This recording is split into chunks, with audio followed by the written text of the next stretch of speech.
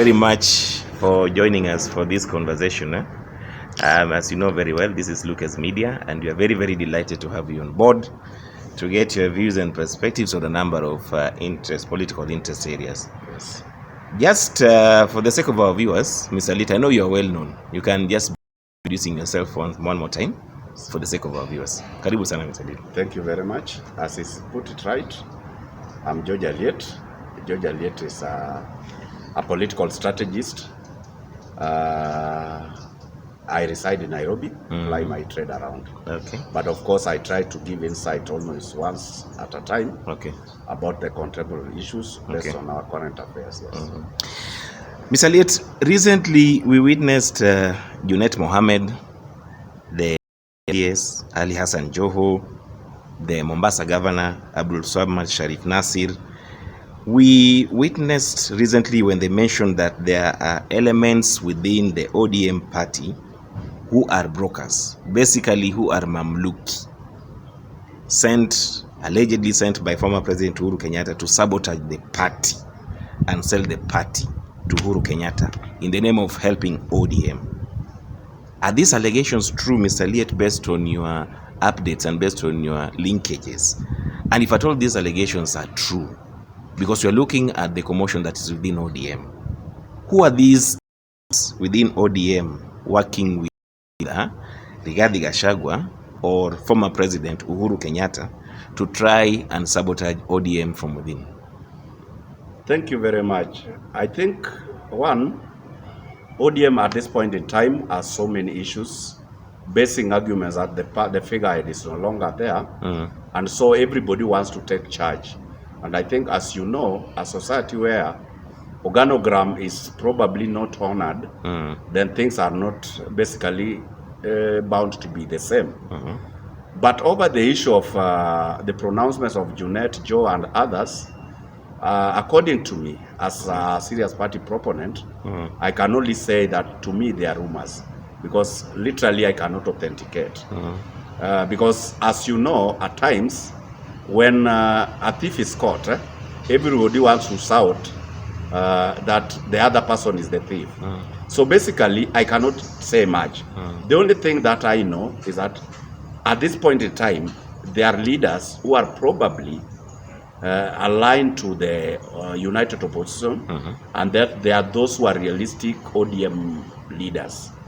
And so it is push and pull. The denominator is everybody wants to take charge. So if at all the insinuation is going to be true, then we are going to know it with the end of times. Yes. Still talking of ODM, Mr. Aliet, from next year, and as you know, today is 30th, just a few hours to the beginning of the year 2026.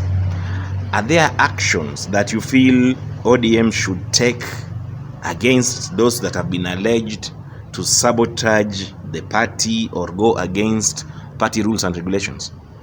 Fine. I think every institution that is led must have legal frameworks, and we cannot operate in a banana setup.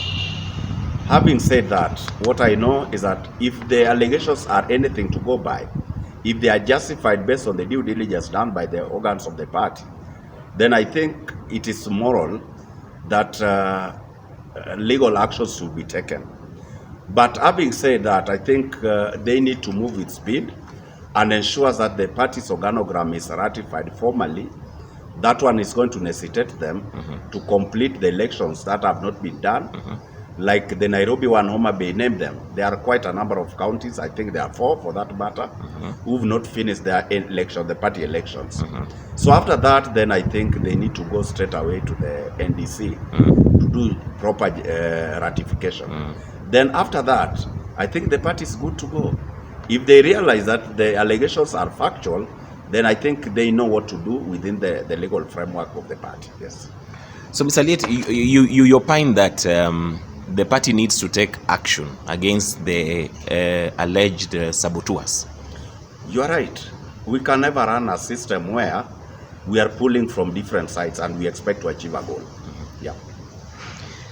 Mr. Aliet, talking of people like Governor James Orengo, people like Karoli Omondi, what are your thoughts around them? I think the Karolis and the Orengos have been overtaken by events based on how the Luo political dynamism is anything to go by.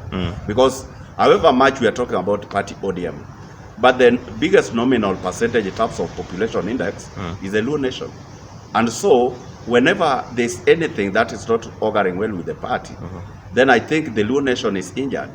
And so somebody like James Orengo, I think he should holistically go straight to the civil society and agitate for his cause.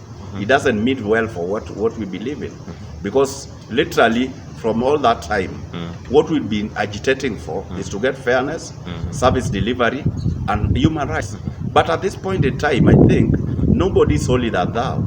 The current administration has tried much to try to sanitize or be on the same page of what is pegged in our penal code. But if holistically they are still telling us to move away from that, I think democratically they are allowed to do it by themselves, not whipping the whole Luo nation or the matter. The divergent route, yes. So if at all they have divergent views, what do you think the likes of James Orengo, the likes of Karoli Omondi, the likes of Sifuna should take if they have divergent views? I think the Sifunas are highest bidders to the opponents. They cannot holistically come open and tell us they are sympathizers of the opponents. Yes. So they always just want to tell us we have to take a route. Either political parties are formed to be in power. But now, as fate has it, we didn't manage to get into power. But at the same time, been given an opportunity to work together with those who are in power. And we've never seen something negating that one to that effect. Why must we go to the opposition according to them? So I think they are just trying to have their whims. And you see, with that, we cannot succumb to their whims because we don't know what they believe in. We believe in what our party is pegged on and what the gone fellow, our spiritual father, Raila Amolo Odinga, was agitating for. Yes. Okay. Mr. Aliet, we see President Ruto making a lot of visits, making a lot of political inroads in Nyanza, in Western region, and of course in Rift Valley, basically the western part of Kenya. And talking of those transformations, Mr. Aliet, how should Western Kenya, we talk of the Luo nation, the Kalenjin nation, the Luya nation, how should they position themselves for the major changes that are coming to Western Kenya? We are talking of Nyanza, Western, and the Rift Valley beginning 2026, as has been outlined by President Ruto. Fine. One, I think we are duty bound as a people from that Western bloc to ensure that we give moral support to the sitting head of state. Because, as you know, we've been in the opposition for a very long time.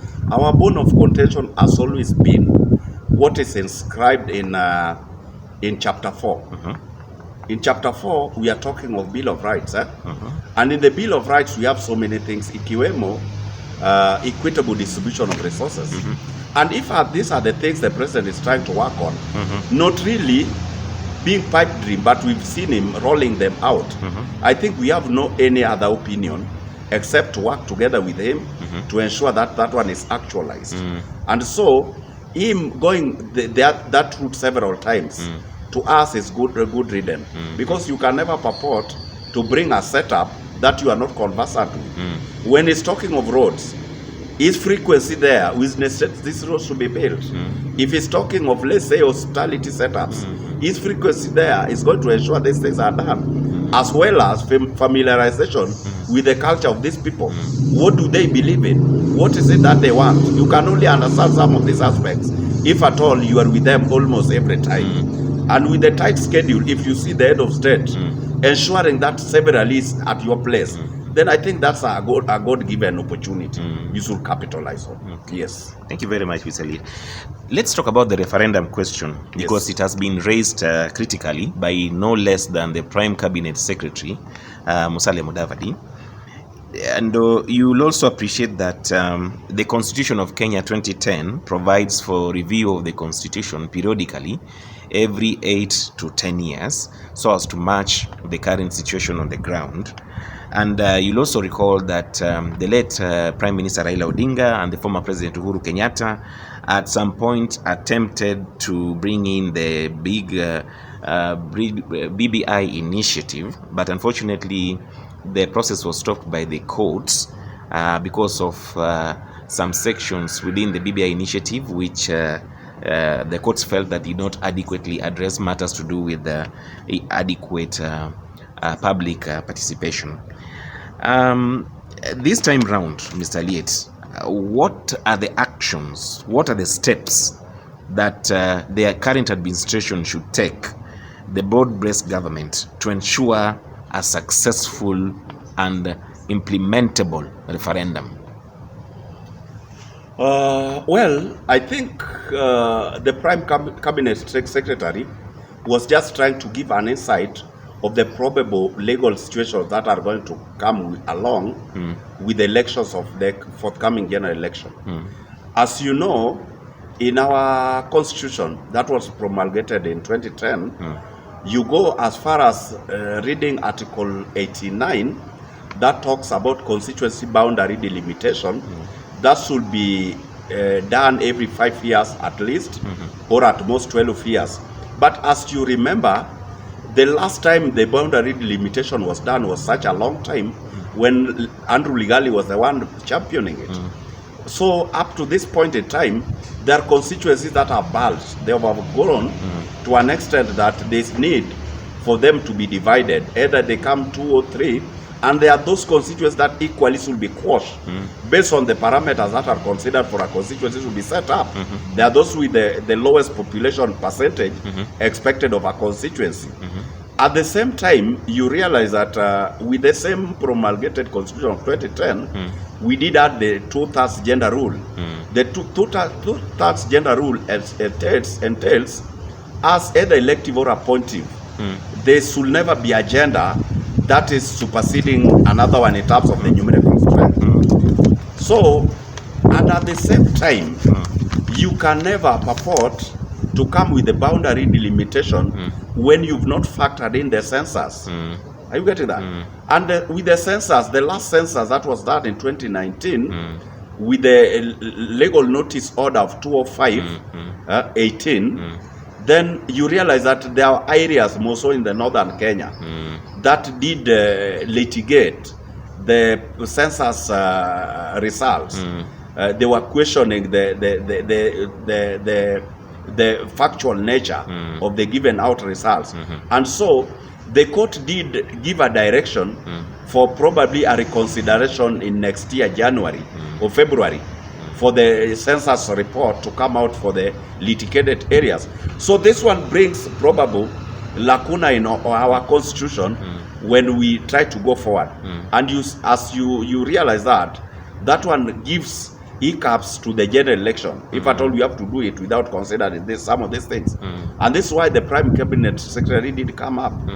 So according to me, by virtue it is only the census that is coming with the act of parliament.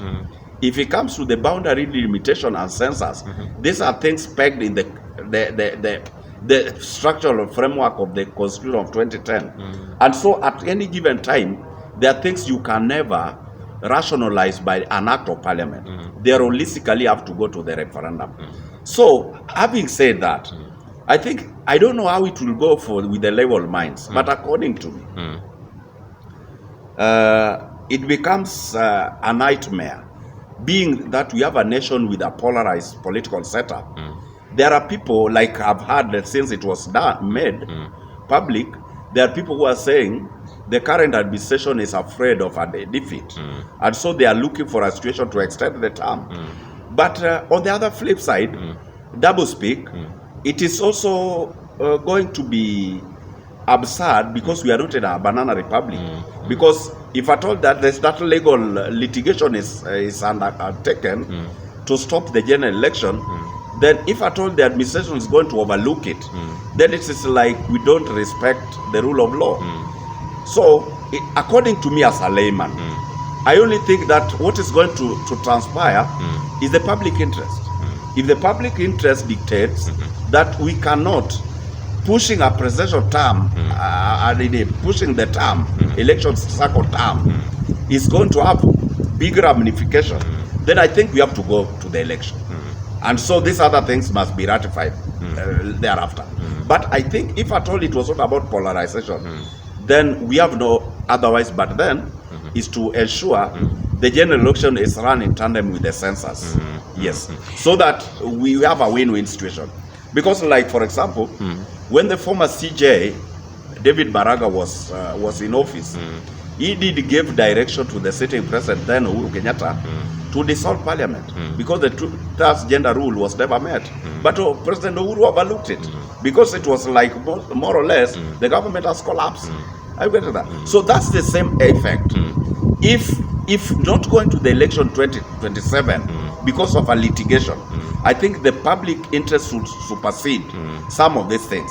But if at all we have to be pegged on the constitution and we cannot do anything about it, then that's the only route. Either we go the referendum at the same time with the election, or we do what? We hold the election, then go by what the constitution requires. Because like the boundary delimitation on Article 89 requires that it should be at least 8 years or 12 to the maximum. But then it should be done 12 months before the general election. So meaning at this point in time, we are not within the time frame. Yes. Professor Mutahi Ngunyi, Mr. Aliet, Yes. a very well-known political analyst, Yes. has advised President Ruto, and this is in public domain, to disobey the law. Yes. Because according to him, Yes. our courts have become rogue and are rotten to the core. Yes. Do you feel that the Kenyan judiciary is doing a lot of injustice to the Kenyan people?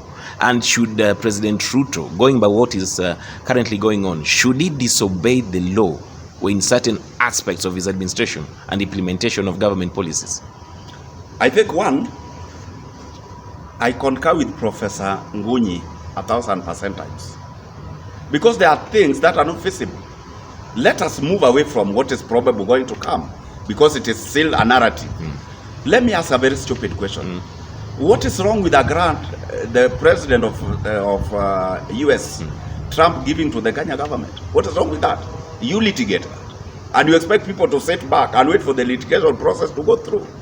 Now, there's this other some issue. What is wrong with the Ronnie Mao Summit? If legally you now stop that project, what are you telling people?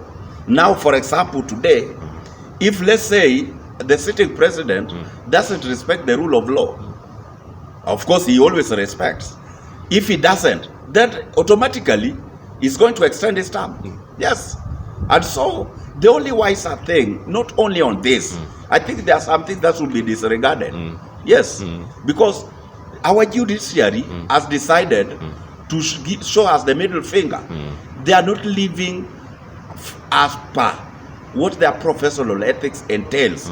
They only want to show us the titanic aspect of what leadership is. Yes. Do you feel the judiciary is jeopardizing Kenya's progress and transformation and development? Yes. Holistically, we cannot survive without judiciary. But then, judiciary is one, elements in judiciary are two. Where the problem is the people given opportunity, all those powers are conferred on them to ensure that our judiciary process is undertaken. Let me take you back when the former Prime Minister Raila Amolo Odinga litigated against the victory of the current president. You don't holistically, to a layman, a Supreme Court judge, the president of the Supreme, coming out, we are waiting for the Solomonic moment. Are you getting that? I'm getting it. To get what is there. If truly Ruto won, what are the parameters? If truly Raila lost, how did he lose? Then you come and tell us it was hot air. And you are closing the file, surely. It is just being too wrong. Are you getting what I'm saying? I don't doubt their integrity. I don't doubt their moral standards. But I doubt how they are executing their mandates. You get a judge sitting on a file for 3 years. A ruling that will even take less than 6 months, even within their charter. But you don't question. I get what I'm saying? Yes. Still on the judiciary, Mr. Aliet, and I agree with you that there are certain words that were used during the ruling the Supreme Court ruling which involved Raila Odinga as the litigant. Yes.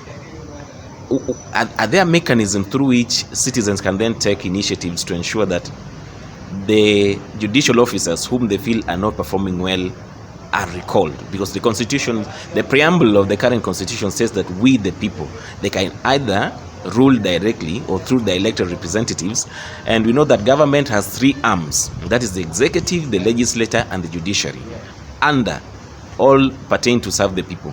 Are there mechanisms that now, as we go to the referendum, as you indicated, the people should introduce steps that they can recall judicial officers whom they feel are not performing up to par?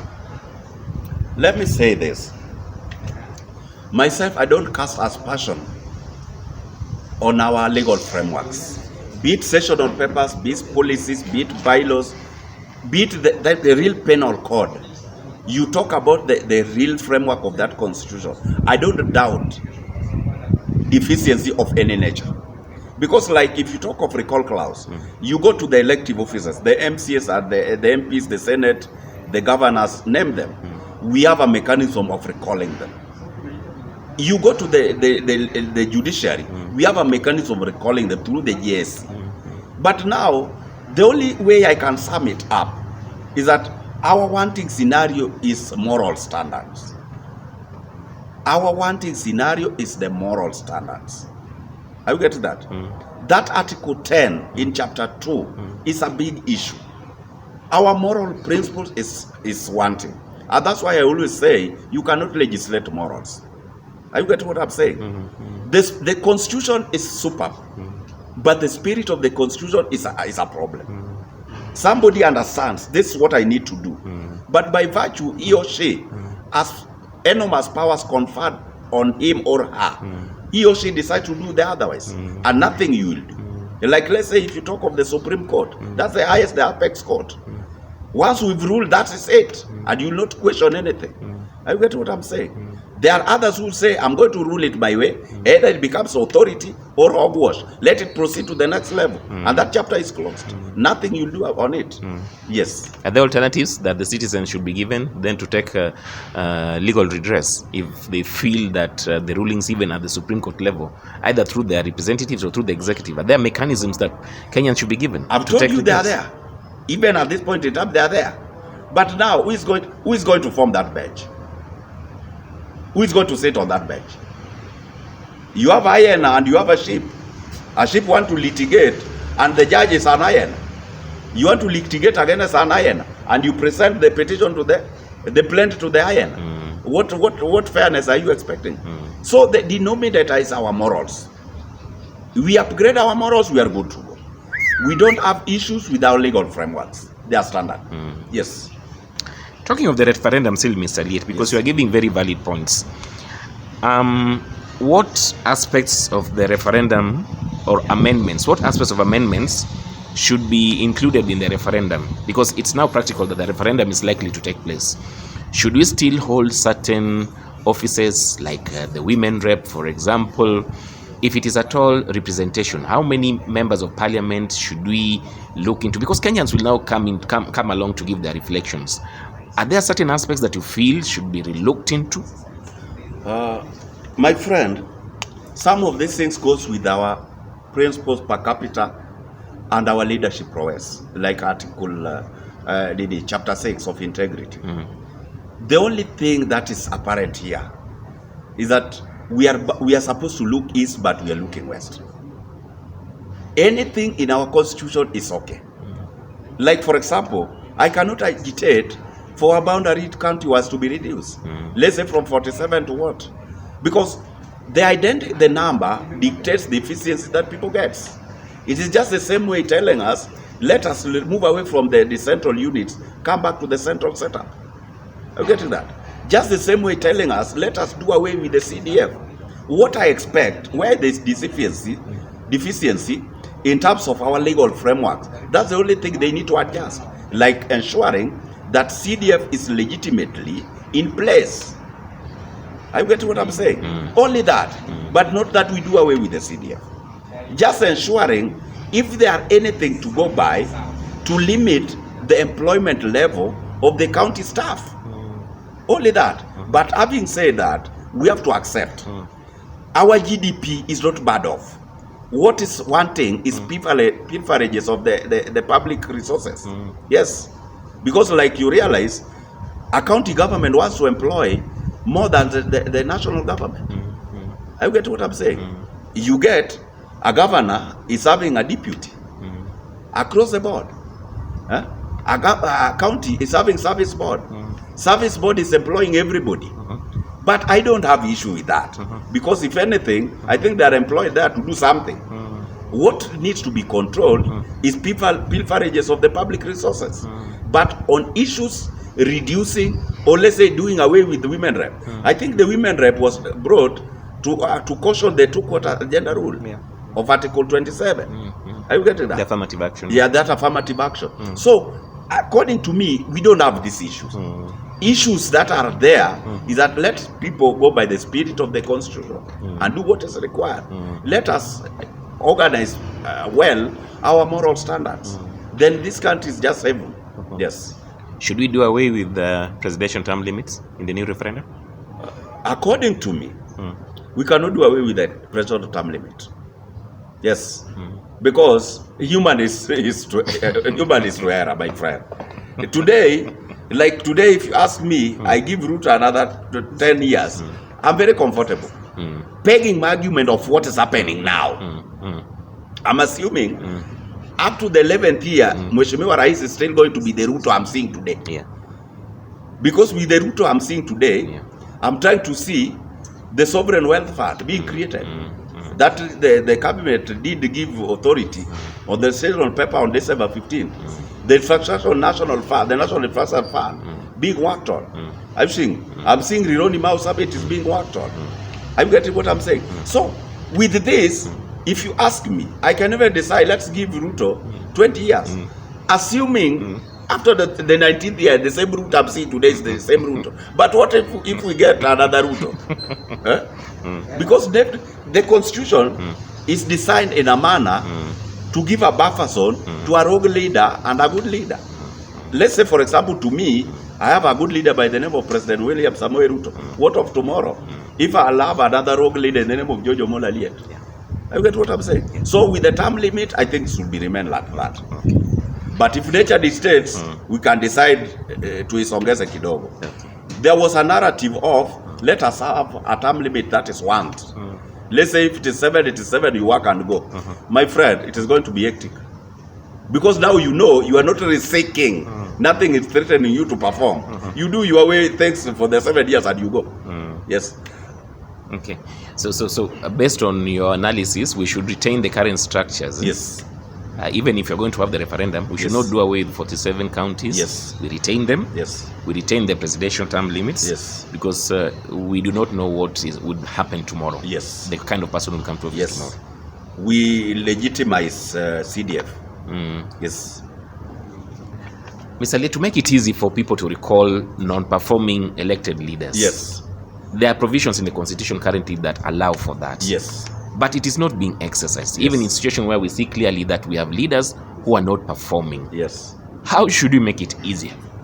I've told you again and again, this thing is based on morals. Kenyans are just a tribal voting machines. When you go to Rangwe, where I come from, the current MP there is Madam Lilian Gogo. Beware, Lilian Gogo has her constituency. Whether she's messing or not, they are going to stand by her. Meaning, the ethics of representation or leadership is not with the voters. The leaders we elect are good people. Now you ask me, what do you question of integrity of Lilian Gogo? She's a lecturer. She's somebody who's learned. I get that. But now, when she sits there, the first thing she comes to realize, people doesn't want the service delivery. They want handouts. So the resources she could have organized to ensure that runway is built, she's channeling them to give handouts. Somebody wakes up very early in the morning and says, we've come to greet our leader. The greeting is the 200 for them to go for changa or breakfast. So the problem is with the people, not with the leaders. We don't have problem with the leaders. So people should not complain. It is the electorate who shapes the attitude, the behavior of leaders. Ms. Aliet, looking at those who are aspiring to be presidents in Kenya in the coming years, should we make it a requirement in the upcoming referendum that for you to be president of Kenya, first you have to be governor after the referendum and then aspire for the presidency, just like is the case in the USA, and you know the Constitution of Kenya is heavily pegged on the American Constitution. Should aspirants for the position of presidency first and foremost be governors and then be vetted from the work that they will do before they aspire for the presidency? I think that one should not be there. The only denominator, less people exercise chapter 6. It is integrity, integrity, integrity. Whether you are a business person, as long as you have the requisite requirements in terms of your academic background, you know what is not there, what is there, then and you have what it takes to be elected, I think you are good to go. But you see, developed economies like America, for you to be president, at least people elect you first to be governor. And we've seen most American presidents, a good number of American presidents were first governors before they became presidents. I think it is just a tradition. It is not within the penal code. Because like, was Trump a governor? Mr. Aliet, as we end our conversation, there are particular cabinet secretaries in Kenya who Kenyans feel are not working. Kenyans are not feeling them. If you look at people like John Mbadi, for example, the finance CS, people can see that John Mbadi is working. People can see that the energy cabinet secretary, Opiwandai, is working because they are constantly on the ground and holding public barazas to engage Kenyans. What do you think, what actions should President Ruto take on cabinet secretaries who are not performing? What I can say is very simple. To an non-performance, you have no business holding office. But at the same time, I have to be very clear with you. There are portfolios when you are given, it is like you are dead. People will not feel you. Like let's say for Minister of Defense. How do you want to feel him or her? But I believe there are certain actions that they can take and Kenyans can know that they are performing. No. No. There are ministries, there are portfolios when you are given, like the one for Opio and I. That is a project ministry. People must feel you. Because Kenya has not reached a point where we are done with the energy production. Are you getting that? We are not done with a situation where you are not going to deal with petroleum projects. We have not reached a situation whereby we are finished with the last mile connectivity. So if at all there are projects that are being rolled out, basically, Opio and I must be visible. Whereas, let's say, for example, you are a minister of roads, you are in a public works, you are in housing, you have to be felt. If at all there are projects that are being rolled out to that effect when you are in the office, so you have to be felt. Our economy, as at this point in time, is coming up with the new policy papers and sessional papers that are geared towards running projects. So formulation is ongoing almost every day, and that's why at any given time you have to fail in body. Are you getting what I'm saying? Like, for example, if you are very keen of the ratifications that are done in the Ministry of the Treasury, then you have to realize that it is the error of body that they've come with a special table in the KRA. Are you getting that? This is the time they are working with the National Infrastructure Fund. This is the time they are working with the Sovereign Wealth Fund.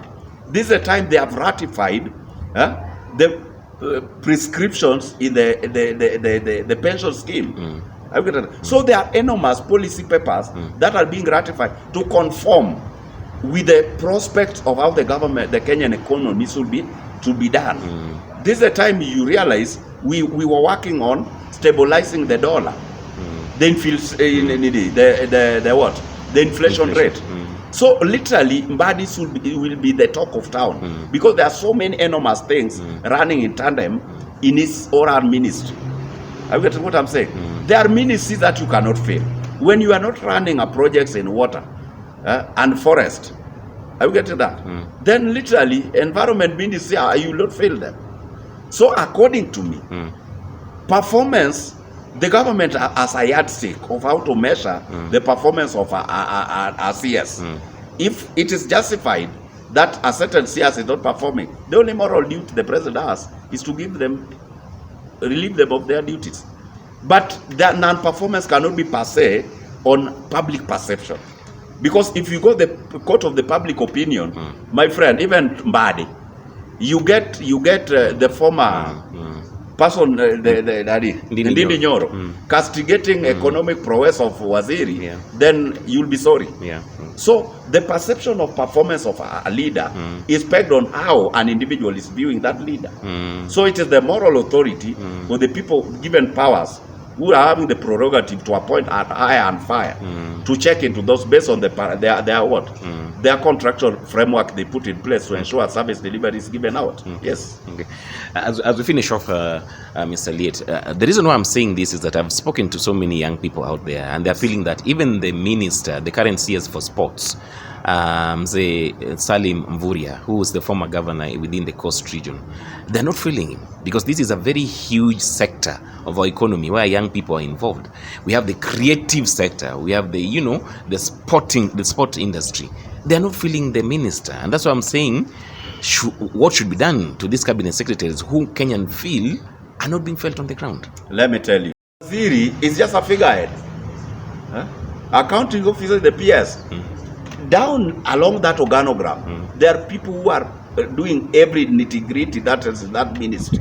In fact, it is only unfortunate that in Kenya, mostly ministers are political appointees. So if somebody is not aligned to that docket, profession-wise, then literally you expect minimum. But having said that, on young people's expectation, my friend, are imaginary. You go with them as a yardstick to do adjustments, you'll be messing this country everywhere. Yes. Okay. Thank you very much, Bwana Aliet, for your wonderful insights. That has been a very wonderful conversation. Asante sana for your insights. And indeed, we look forward to many more sessions to come with you so that you continue to guide our nation as we continue to move forward. Asante sana, Bwana Aliet. Thank you very much. Thank you very much, sir. Okay,